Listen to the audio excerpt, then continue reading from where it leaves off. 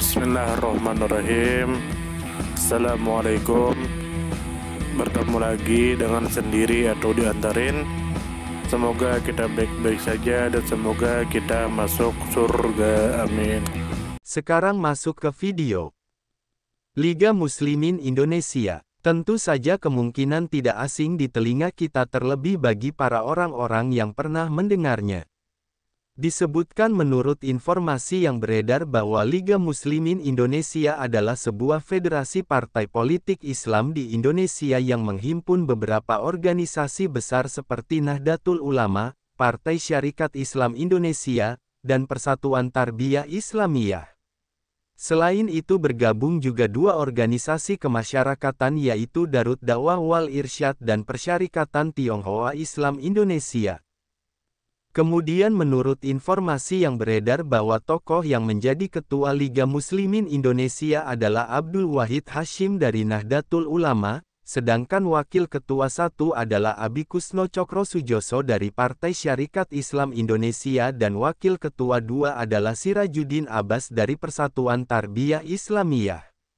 Tokoh lain yang terlibat dalam pertemuan dan kegiatan adalah Muhammad Natsir, serta para pemimpin partai Islam lainnya. Kemudian menurut informasi yang beredar bahwa Liga Muslimin Indonesia berdiri pada tanggal 30 Agustus tahun 1952 di Jakarta. Pertemuan para pemimpin partai berlangsung sampai meninggalnya Abdul Wahid Hasyim pada tanggal 19 April tahun 1953. Pada tanggal 15 Juli tahun 1954 organisasi ini menyerahkan memorandum politik kepada pemerintah. Kemudian menurut informasi yang beredar bahwa pusat kegiatan Liga Muslimin Indonesia berada di Jakarta, namun organisasi yang tergabung seperti Darut Dakwah Wal Irsyad dan Persyarikatan Tionghoa Islam Indonesia berkedudukan di Ujung Pandang, Sulawesi Selatan. Misi muhibah juga dikirimkan ke berbagai negara Islam di Timur Tengah. Kemudian menurut informasi yang beredar bahwa Liga Muslimin Indonesia dibentuk karena melemahnya Partai Masyumi setelah keluarnya Nahdlatul Ulama. Tujuannya adalah mencegah partai-partai Islam berjalan sendiri-sendiri dan menggalang persatuan politik umat Islam di Indonesia. Kemudian menurut informasi yang beredar bahwa Liga Muslimin Indonesia melakukan berbagai usaha dengan mengadakan pertemuan rutin antar pemimpin puncak partai, menyerahkan memorandum politik kepada pemerintah, serta melaksanakan misi muhibah ke negara-negara Islam. Namun, perbedaan kepentingan, rasa saling curiga, dan lemahnya koordinasi membuat organisasi ini tidak berhasil mencapai cita-citanya untuk mempersatukan seluruh kekuatan politik Islam dalam satu wadah. Liga Muslimin Indonesia merupakan sebuah federasi partai politik Islam yang lahir pada masa awal kemerdekaan Indonesia, tepatnya pada tanggal 30 Agustus tahun 1952 di Jakarta.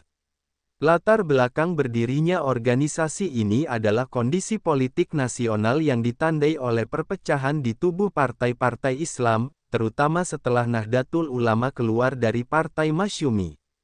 Situasi tersebut membuat kekuatan politik Islam terpecah sehingga diperlukan wadah baru untuk menyatukan kepentingan. Tokoh-tokoh utama yang memimpin organisasi ini adalah Abdul Wahid Hasyim dari Nahdlatul Ulama sebagai ketua, Abikusno Cokrosudjoso dari Partai Syarikat Islam Indonesia sebagai Wakil Ketua 1, dan Sirajuddin Abbas dari Persatuan Tarbiyah Islamiyah sebagai Wakil Ketua 2. Kehadiran mereka mencerminkan keterwakilan dari tiga organisasi pendiri. Selain itu, bergabung pula dua organisasi kemasyarakatan penting yaitu Darut Dakwah Wal Irsyad dan Persyarikatan Tionghoa Islam Indonesia yang bermarkas di Ujung Pandang, Sulawesi Selatan. Kegiatan Liga Muslimin Indonesia berfokus pada upaya koordinasi politik dan persatuan umat. Pertemuan rutin antara tokoh-tokoh besar seperti Muhammad Natsir, Abdul Wahid Hasyim, Abikusno Cokrosudjoso, dan Sirajuddin Abbas diadakan untuk mencari jalan tengah bagi berbagai persoalan bangsa. Namun setelah meninggalnya Abdul Wahid Hasyim pada tanggal 19 April tahun 1953, dinamika pertemuan tersebut melemah dan tidak berlanjut secara konsisten. Salah satu langkah konkret organisasi ini adalah menyerahkan memorandum politik pada tanggal 15 Juli tahun 1954. Memorandum tersebut mendesak pemerintah untuk meninjau kembali kebijakan politik, ekonomi, keamanan, dan kepegawaian. Namun langkah ini tidak berhasil memperkuat peranan organisasi. Perselisihan kepentingan antara Nahdlatul Ulama, Partai Syarikat Islam Indonesia, dan Persatuan Tarbiyah Islamiyah membuat hubungan seringkali tegang.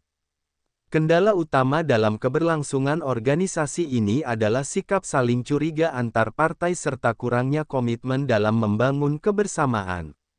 Partai Masyumi pun tidak menaruh perhatian besar pada Liga Muslimin Indonesia dan lebih sering menjalin komunikasi langsung dengan masing-masing partai anggotanya.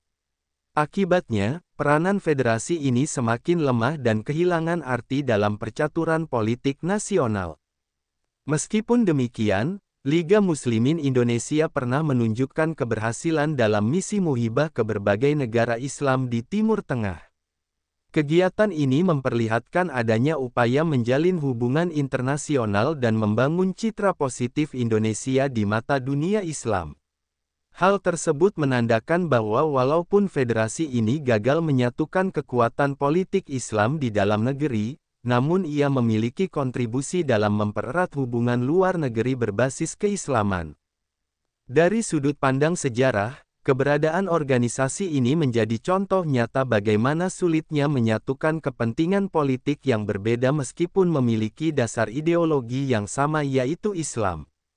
Dari sisi sosial dan budaya, Liga Muslimin Indonesia juga menunjukkan adanya keberagaman dalam tubuh umat Islam Indonesia, di mana perbedaan mazhab, kepentingan lokal, serta tradisi organisasi menjadi faktor yang memengaruhi perpecahan.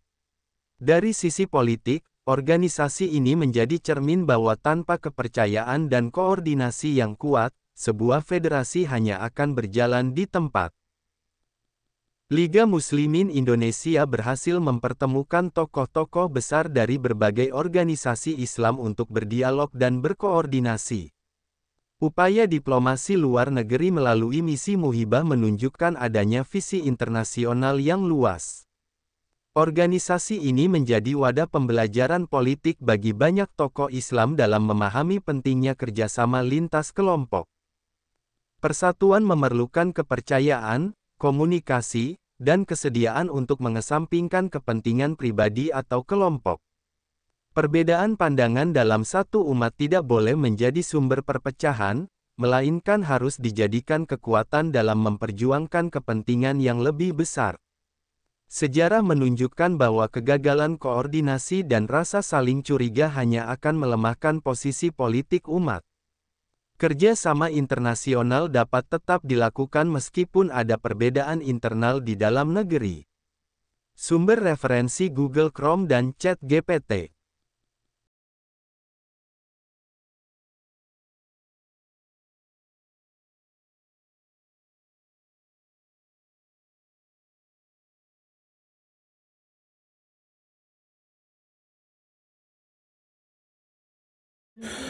Tentu kita tahu bahwa dalam setiap perjalanan hidup selalu ada saat ketika diri kita merasa lelah, goyah, bahkan ingin menyerah.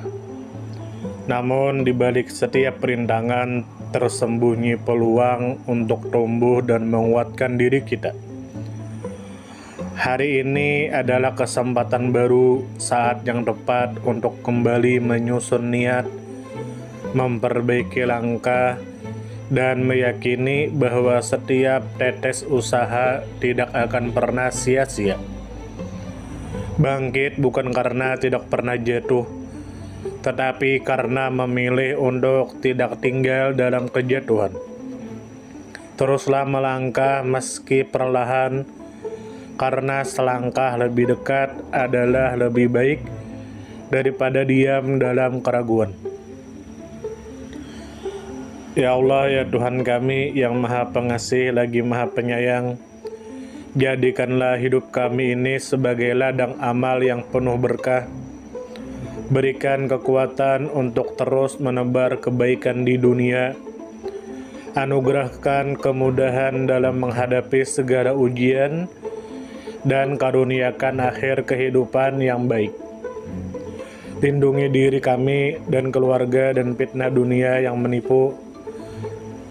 Jadikanlah akhirat kami sebagai tempat peristirahatan terbaik, dan masukkanlah kami ke dalam surga-Mu bersama orang-orang yang Engkau cintai, serta jauhkan kami dari siksa api neraka dan kemurkaan-Mu yang tak tertahankan. Kepada setiap orang yang pernah hadir dalam perjalanan ini, terima kasih atas waktu, kebaikan, dukungan, bahkan teguran. Maafkan atas setiap kata yang menyakiti, sikap yang mengecewakan, atau hati yang mungkin belum sepenuhnya mampu menjaga. Manusia tidak pernah sempurna, namun ketulusan untuk tetap terus belajar dan memperbaiki diri tidak akan pernah padam. Tentu kita tahu bahwa kebaikan tidak selalu datang dalam bentuk besar.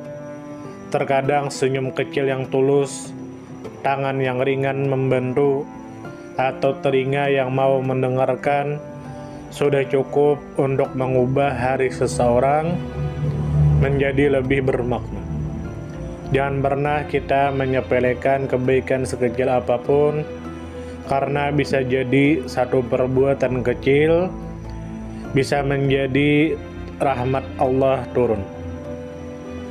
Tentu kita tahu menjadi pribadi yang baik bukan berarti tanpa celah, namun menjadi pribadi yang senantiasa sadar dan ingin terus memperbaiki diri.